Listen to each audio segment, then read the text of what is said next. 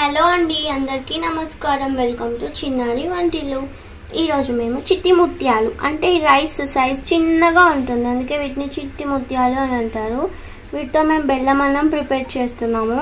దానికోసం మనం బెల్లము, రైస్, ఇంకా కొన్ని ఇలాచి తీసుకున్నాము. ఈ చిట్టి గ్లాస్తో 1 గ్లాస్ రైస్ తీసుకున్నాము. ఇదేంటంటే మంచిగా క్లీన్ చేసుకొని వాటర్ పోసేసి పెట్టుకోవాలి. మీకు చూపిస్తాము. సో రైస్ మంచిగా 2 to 3 టైమ్స్ కడిగేసుకొని 1 గ్లాస్కి 2 గ్లాసెస్ వాటర్ పోసుకొని ఫస్ట్ కుక్ చేసుకోవాలి. సేమ్ రైస్ లాగే స్టవ్ ఆన్ చేసి అది మెత్తగా కుక్ చేసుకోవాలి, మెత్తబడేంత వరకు.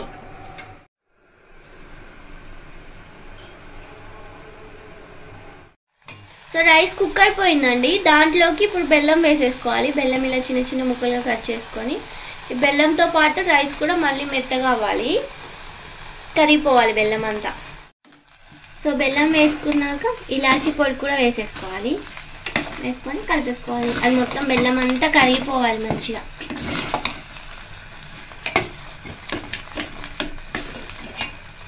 సో బెల్లం కరిగేంత వరకు కలుపుతూ ఉండాలి మంచిగా, అంతే. తర్వాత ఇలా మొత్తం మంచిగా మిక్స్ చేసేసుకోవాలి. ఇప్పుడు దీంట్లోకి నెయ్యి వేసుకోవాలి పైనుంచి.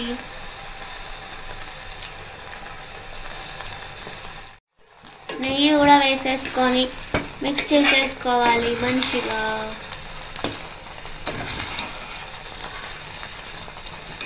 సో బెల్లం కరిగిన తర్వాత నెయ్యి వేసుకున్నాం కదండి. ఇంతే అండి, చిట్టి ముత్యాలతో బెల్లం అన్నం రెడీ అయిపోయింది.